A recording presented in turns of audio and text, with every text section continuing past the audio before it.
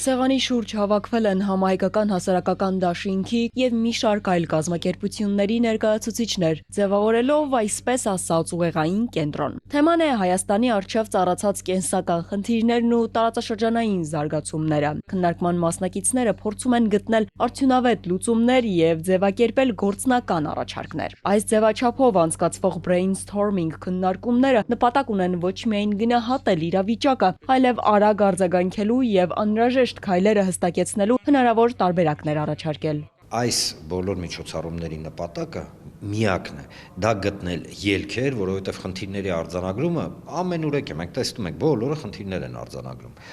Իսկ այս պարագայում այո,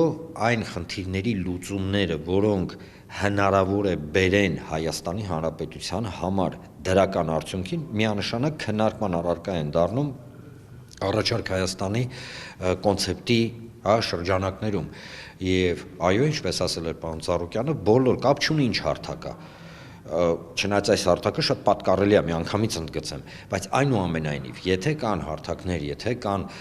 մտքեր, եթե կան առաջարկներ, ի վերջո այո, այդ առաջարկները պետք է քննարկվեն, որովհետեւ առաջարկ Հայաստանին հենց ինքը ենթադրում է ելքերի,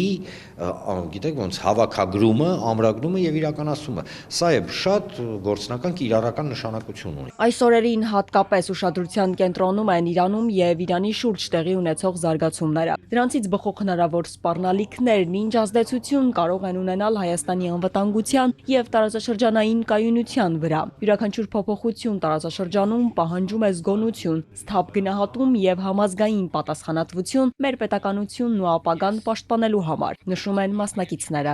Միացյալ Նահանգները հրահրելով պատերազմ Իրանի հետ, իրականության մեջ ունի մի նպատակ՝ քայքայել Իրանը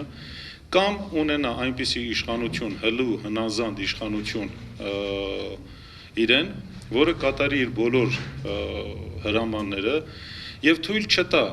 Հորմոզի նեղուցից մի կաթիլ նավթ գնա դեպի Չինաստան, կամ եթե գնում է իր վերահսկողությամբ գնա։ Ռուբեն Կարապետյանն անդրադառնում է այսպես կոչված խաղաղության օրակարգին։ Արտակարգի եւ լիազոր դեսպանի համոզմամբ անվերջ զիջումների հաշվին առանց անվտանգության ամուր եւ հստակ հիմքերի հնարավոր չէ իրական խաղաղություն ապահովել։ Նրա խոսքով կայուն խաղաղություն կարող է ձևավորվել միայն այն դեպքում, երբ այն հիմնված է ազգային դիմադրողականության ուժի, զսպման մեխանիզմների եւ ուժային ճկուն հավասարակշռության հաստատման վրա։ Ըստ Կարապետյանի, խաղաղությունը պետք է կառուցվի որպես անվտանգության եւ արտաքին քաղաքականության համապարփակ միասնական համակարգ։ Իշխանությունների կողմից այսօր հրամցվող խաղաղությունը ոչ այլ ինչ է, քան պարզ քաղաքական մանիպուլյացիա։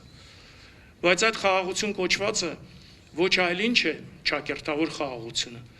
քան հոգեբանական ճնշում ու շանտաժ, առանց այդ էլ Արցախի պատերազմից ու կորուստից հետո խորը դեպրեսիայի եւ հոգեմաշ վիճակում գտնվող մեր ժողովրդի վրա։ Հետաքրքրական է, որ այսքանով չբավարարվելով Հայաստանի իշխանությունները փորձում են մոլորեցնել մեր հասարակությունը։ Տարածաշրջանում Հայաստանը միակ երկիրն է, որը գնում է պաշտպանական ծախսերի կրճատման ճանապարհով։ Սա ըստ Թաթուլ Մանասերյանի լուրջ խնդիր է անվտանգության տեսանկյունից։ Եթե մենք քայլ չենք ձեռնարկում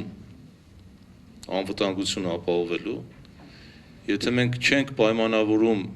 սեփական անվտանգությունը ճիշտ դաշնակիցների ընտրությամբ, իսկ Հայաստանը ըստ էության այսօր իշխանությունների վարած քաղաքականությունից դա ակնհայտ է դառնում, ըստ էության չունի բարեկամներ։ Առանց բարեկամների Կովկասում, այսպիսի տարածաշրջանում խաղաղության հավակնելը, կարծում եմ,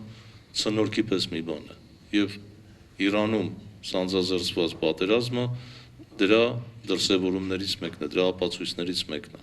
Քննարկումից հետո դաշինքը ստորագրեց համագործակցության հուշագիր երկու հասարակական կազմակերպությունների՝ Քաղաքացիական խորհուրդ եւ Հայաստանի հույների պատրիադայի հետ։ Համահայկական հասարակական դաշինքը կընդլայնի իր համագործակցության շրջանակները եւ կշարունակի կառուցել ինստիտուցիոնալ հիմքերի վրա հիմնված միասնական մեխանիզմներ։ Մոտակա օրերին նախատեսվում է 1 տասնյակից ավելի հասարակական կազմակերպությունների եւ հանրային նախաձեռնությունների հետ փաստաթղթերի ստորագրում, ինչը թույլ կտա ավելի ամուր հիմքերի վրա դնել հասարակական միավորման առաքելությունը եւ ամրապնդել համատեղ աշխատանքի արդյունավետությունը։ Ալադավթյան, Սիմիկ Մայիլյան, Էպիկենտրոն։